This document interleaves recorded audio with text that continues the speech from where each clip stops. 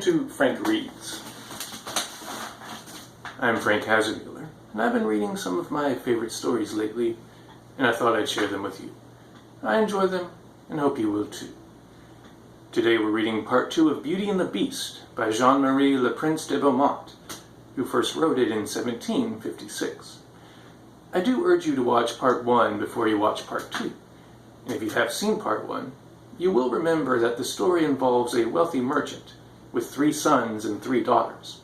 His 2 elder daughters are very vain and mean, while his youngest daughter is very beautiful and kind and wise, which is why everybody calls her Beauty.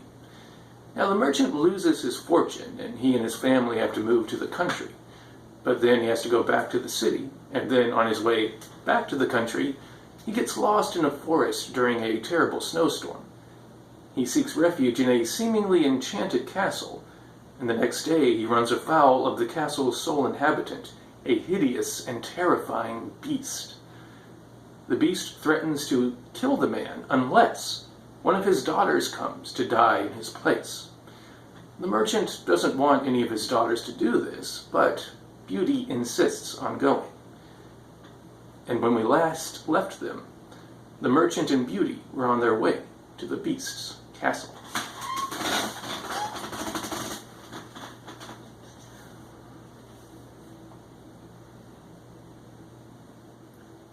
The horse took the road to the palace, and by nightfall they spotted it totally illuminated, as before. The horse was installed in the stable all alone, and the good man entered the large hall with his daughter. There they found a table magnificently set for 2 people. However, the merchant did not have the heart to eat. On the other hand, Beauty forced herself to appear calm, and she sat down at the table and served him. Then she said to herself, "It's clear that the beast is providing such a lovely feast to fatten me up before eating me."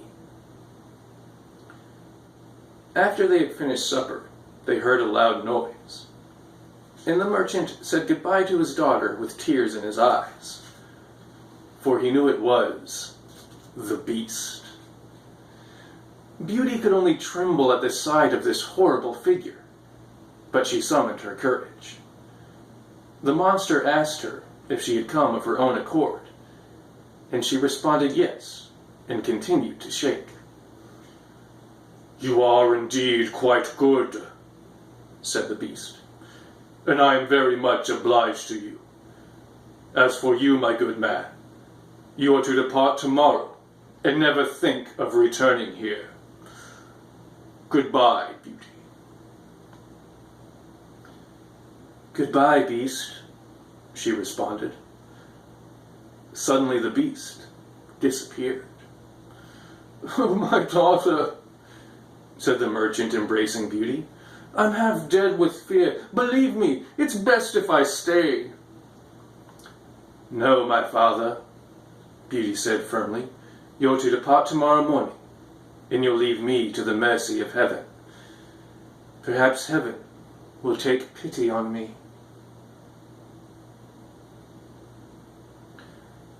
After they had gone to bed, they thought that they would not be able to sleep the entire night.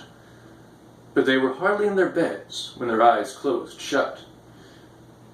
During her sleep, Beauty envisioned a lady who said to her, "Your kind heart pleases me, Beauty. The good deed you're performing to save your father's life shall not go unrewarded." When Beauty awoke the next morning, she told her father about the dream, and though this consoled him somewhat, it did not prevent him from sobbing loudly when he had to separate himself from his dear child. After he departed, Beauty sat down in the great hall and also began to weep. Yet, since she had a great deal of courage, she asked God to protect her and resolved not to grieve any more during the short time she had to live. She firmly believed that the beast was going to eat her that night. And in the meantime, she decided to take a walk and explore this splendid castle. She could not help but admire its beauty, and she was quite surprised when she found a door on which were written the words, "Beauty's Room." She opened the door quickly, and she was dazed by the magnificence that radiated throughout the room. But what struck her most of all was a large library, a harpsichord, and numerous books of music. "They don't want me to get bored," she whispered to herself. "If I'm only supposed to spend one day here, they wouldn't have made all these preparations." This thought renewed her courage. She opened the library, saw a book, and read these letters on it. "Your wish is our command. You are queen and mistress here." "Alas," she said with a sigh, "my only wish is to see my poor father again, and to know what he's doing at this very moment." She had said this only to herself, so you can imagine her surprise when she glanced at a large mirror and saw her home, where her father was arriving with an extremely sad face. Her sisters went out to meet him, and despite the grimaces they made to pretend to be distressed, the joy on their faces at the loss of their sister was visible. One moment later, everything in the mirror disappeared, and Beauty could not but think that the beast had been most compliant, and that she had nothing to fear from him.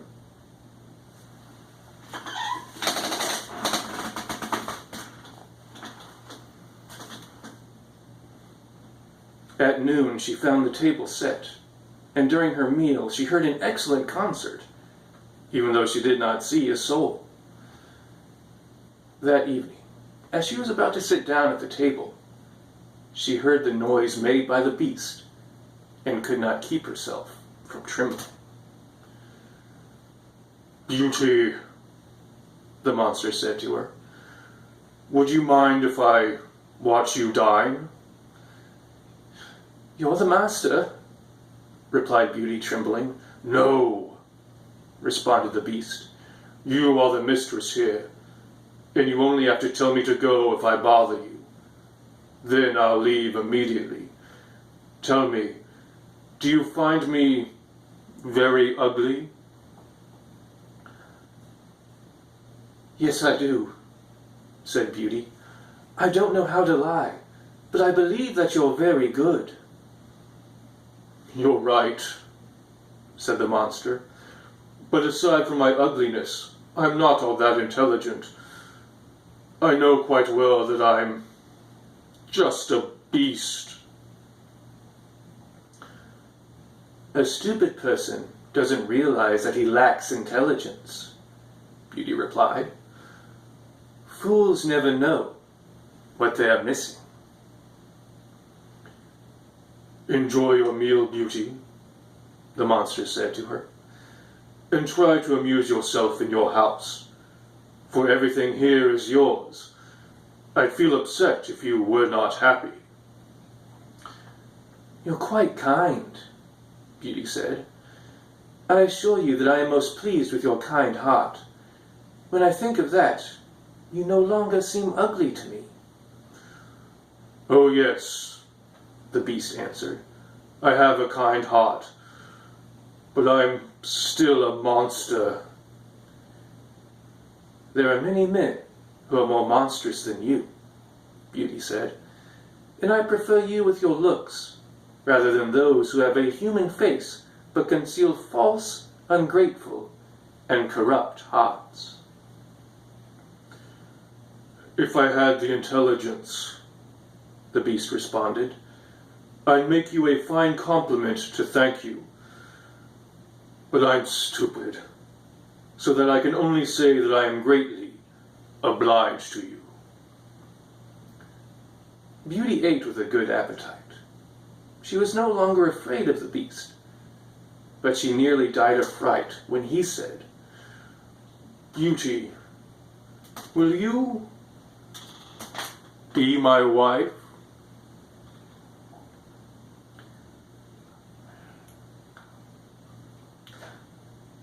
She did not answer right away, for she was fearful of enraging the monster by refusing him. At last, however, she said, trembling, "No, beast." At that moment, the poor monster wanted to sigh, but he made such a frightful whistle that it echoed through the entire palace. Beauty soon regained her courage, for the beast said to her in a sad voice, "Farewell, then, Beauty." He left the room, turning to look at her from time to time as he went.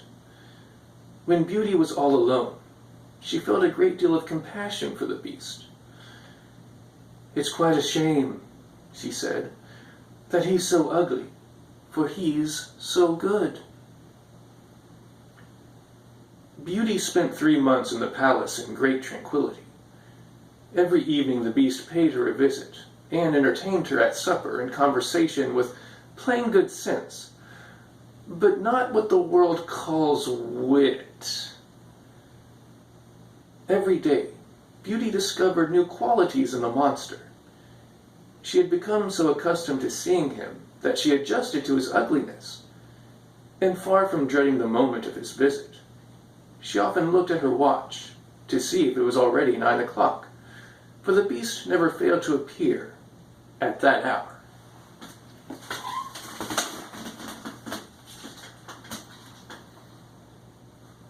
There was only one thing that troubled Beauty.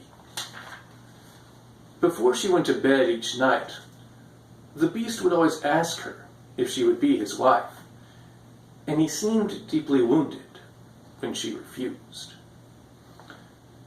"You're making me uncomfortable, beast," she said one day. "I'd like to be able to marry you, but I'm too frank to allow you to believe that that could ever happen. I'll always be your friend. Try to be content with that." "I'll have to," responded the beast.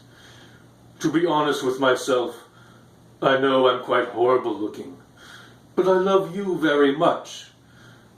However, I'm happy enough with the knowledge that you want to stay here. Promise me that you'll never leave me." Beauty blushed at these words, for she had seen in her mirror that her father was sick with grief at having lost her, and she wished to see him again. "I could very easily promise never to leave you," she said to the beast, "but I have such a desire to see my father again that I would die of grief if you were to refuse me this request." "I'd rather die myself than to cause you grief," the monster said. "I'll send you to your father's home. You shall stay with him, and your poor beast will die of grief." "No," Beauty said to him with tears in her eyes. "I love you too much to want to cause your death. I promise to return in a week's time. You've shown me that my sisters are married and my brothers have left home to join the army. Just let me stay a week with my father, since he's all alone." "You shall be there tomorrow morning," the beast said. "But remember your promise.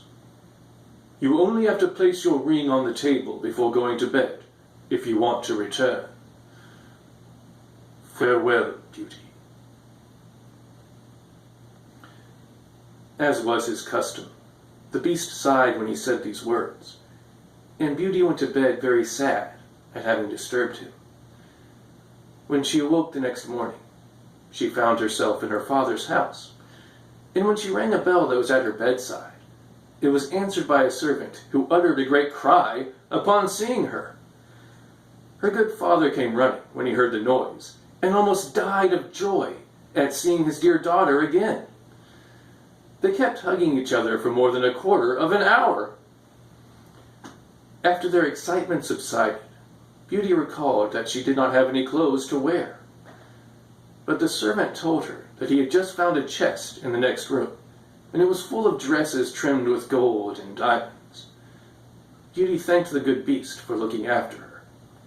she took the least rich of the dresses and told the servant to lock up the others, for she wanted to send them as gifts to her sisters.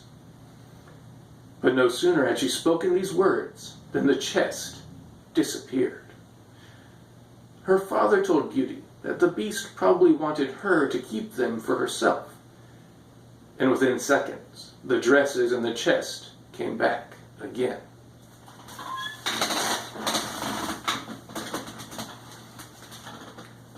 While Beauty proceeded to get dressed, a message was sent to inform her sisters of her arrival, and they came running with their husbands.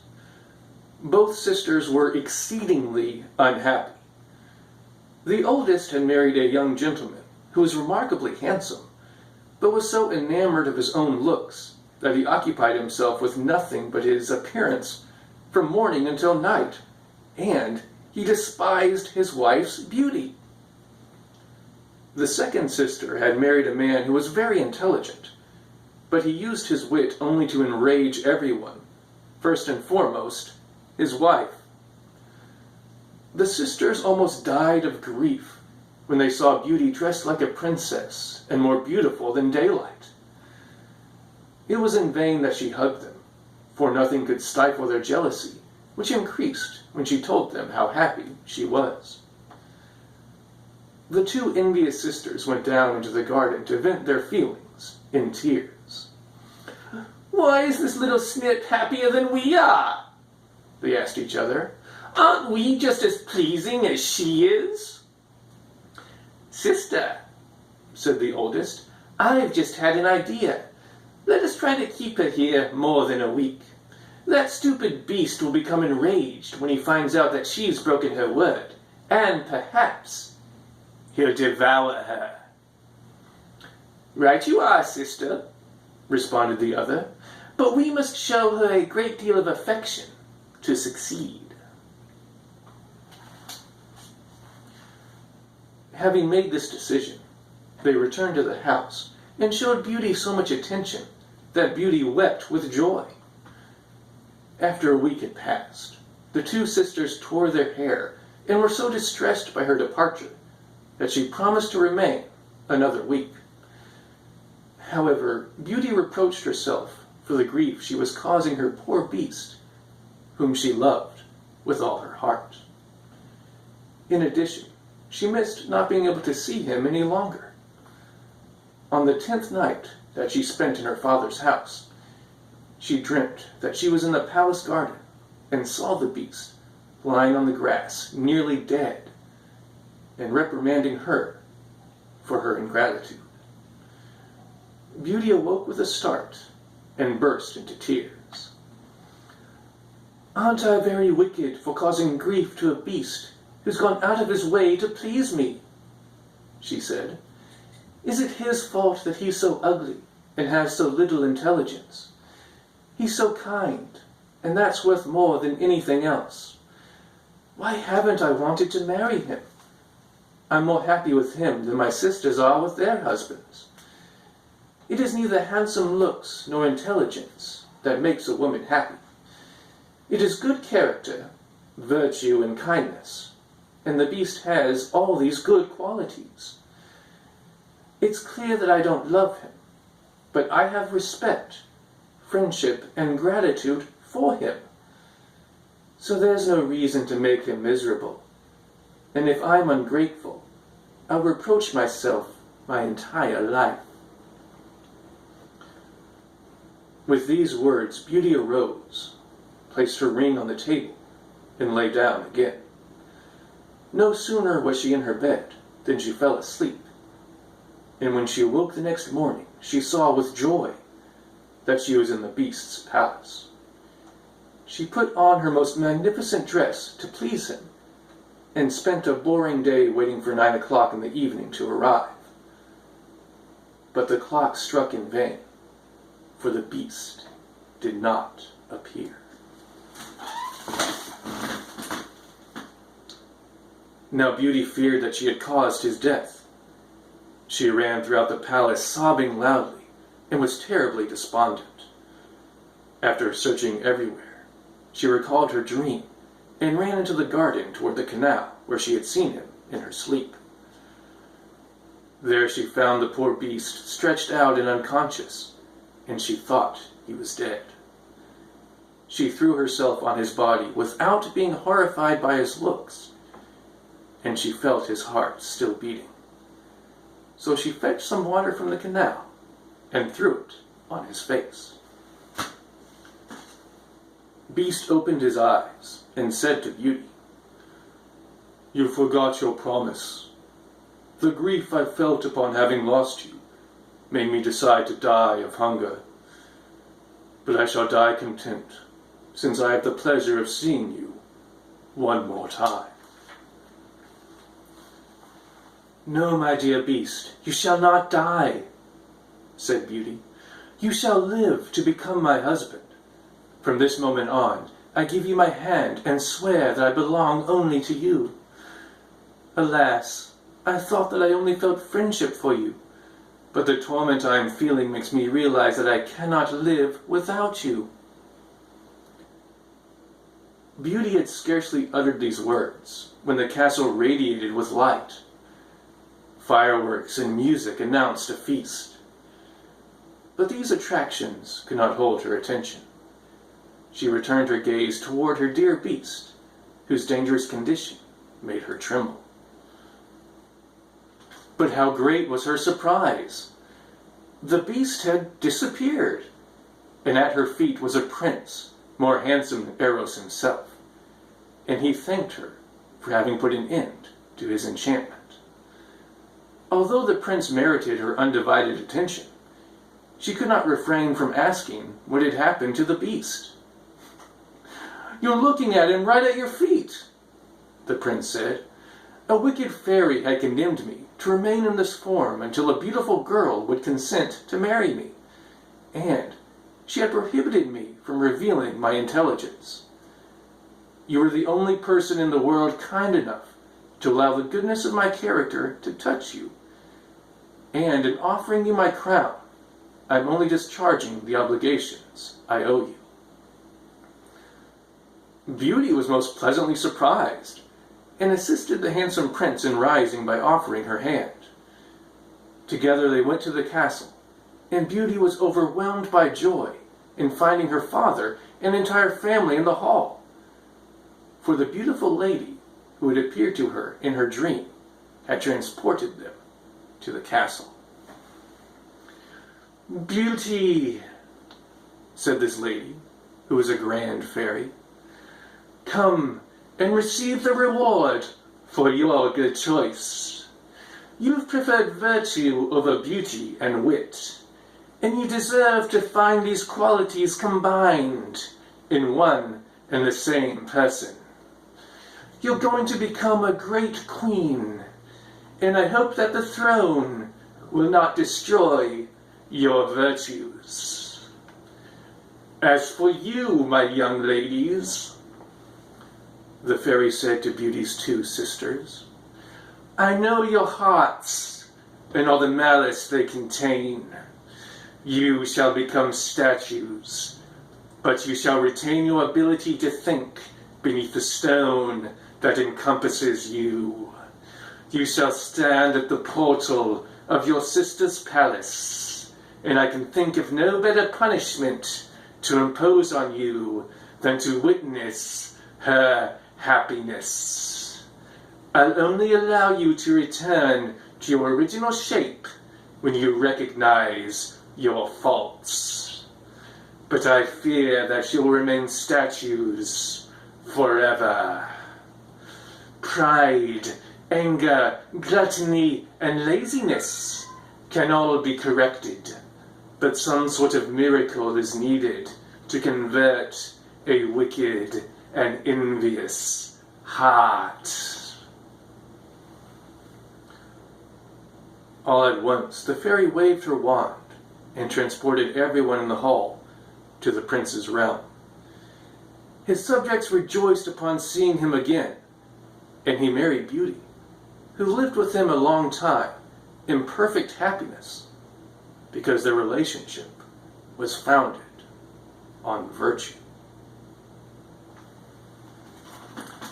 Well, there you go, Beauty and the Beast.